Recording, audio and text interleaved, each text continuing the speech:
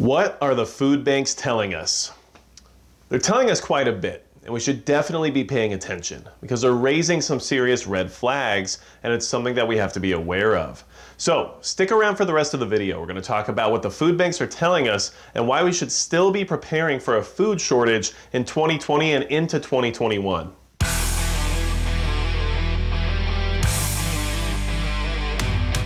Hey everybody, it's Magic Prepper, and today we're going to talk about what the food banks are telling us. They have been raising the alarms for months now, trying to let everyone know that they are short on food. And a lot of people brush these things off because they feel like, well, I don't actually need handouts from a food bank, so I don't necessarily think it affects me. Or maybe, the food bank just needs more donations and that's why they don't have enough food, so maybe some of these big companies that made a lot of money during the past few months should step it up and try to get people some extra food. There's a lot of reasons why people are brushing off what the food banks are saying. But what they're really telling us is a different story. And it's a story of being prepared for what's to come. And I know you're preparing right now to try to get ready for what's coming our way, especially in the end of 2020 as well as into 2021. So if that's the case, make sure you hit the subscribe button below so that way we can keep talking about what's happening and try to stay ahead of it, because right now things just don't look that great. And it's something that we have to at least mentally, physically, and even financially prepare for what's happening in the world, okay? So right now what the food banks are telling us, okay? The amount of adults who are lacking food, who don't get to eat enough food when they sit down to have a meal, is up 20% since March. 20%. That's a big number, and you have to think about that these different groups that try to feed people and keep people from starving are generally budgeting and trying to forecast based on previous years. And this year has been like no other. So 20% more adults in the country are starving than were previously starving before March, okay? A big number and something to keep in mind. Right now, that number is about 10% of all adult Americans don't have enough food. 10%. So 1 out of every 10 people you might know might not be eating enough or have enough food in their home to take care of them or their family. And that is definitely something we have to consider, okay? So what else is the food bank telling us? Well, Feeding America, which is a nationwide network of food banks of about 200 different food banks, is the group that's really raising these alarms. And they're saying by next year, if things stay the way they are right now, they're going to be short 8 billion meals to give out to people who need them, okay? 8 billion. That's a lot of food that people aren't going to receive that are otherwise going to be in some form of starvation, right? So that is one of the largest networks of food banks in the country, and they're the ones telling us this. Look, we're going to be short 8 billion meals. Not 8 million, not 8,000, 8 billion. So that means 8 billion times somebody didn't get to eat a meal. And that's something we have to watch out for and be prepared for, okay? And they're estimating that for next year, they're going to need 3 times as much food in order to feed the people that they currently fed last year, or based on what last year's numbers are, they're going to need 3 times as much food to feed the amount of people who are requesting assistance in the sense of food. Food insecurity is becoming a major issue here in this country. And it's created by a lot of things. And Feeding America is on board with, what's happening, and they understand what they're trying to do to remedy these problems, but they know why this is all happening.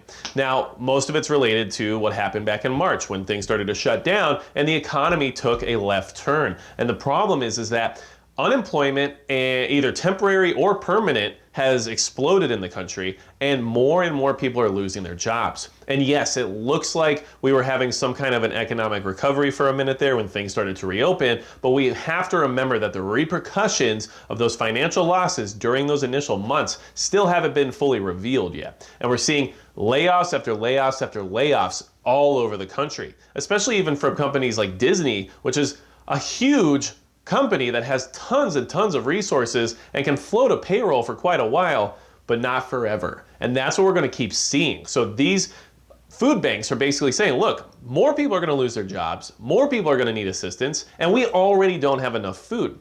Now, the thing you have to think about as a prepper, somebody who's preparing for things to get worse, okay? What are you going to do to make sure you don't have to rely on those food banks in order to feed yourself and your family? Because as of right now, it's not really an option anymore, okay?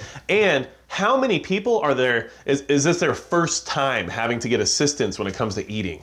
You know, the amount of people in this country that have to get financial assistance in one form or another for the very first time in their entire life is huge. And those people aren't prepared to deal with what the system provides compared to what they were used to before. So you can expect this to snowball into a lot of other things: anxiety, depression, desperation, and then we all know where that goes from there.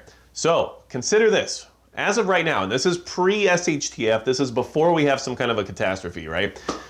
Although we already are experiencing our own catastrophe, I'm talking about something really large scale. 1 out of 10 people you know right now might be starving, might not have enough food already, before any of this even really fully happens the way that we talk about in the prepper community, right? Look around you.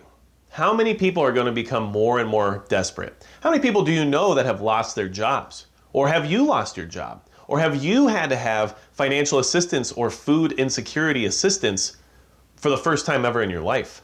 These are things that we have to consider, okay? Try your best to prepare to not need to rely on those things. What I mean by that is put away money, put away food. Have as much food as you can possibly have and afford and store to make sure that if you ever find yourself in an economic situation where you can't afford food, you have something to fall back on. It's not just about surviving some kind of an apocalypse. Sometimes you just need to survive until you get to that next paycheck. And sometimes that takes a very long time, as we've all been experiencing here in 2020. So do what you can now. Do what you can, because it's just going to keep getting worse. And once the system starts to fail in the sense of being able to assist people who need the extra assistance because of whatever has happened to them over the last 5 or 6 months, once that system starts to crash because it can't handle the load, that is when things are going to get tough. Because when people are asking for help, it's usually already past the point to where they needed it, but they finally realize that they just have no other option. And when that option no longer becomes an option, they're going to turn to other means of acquiring what they need.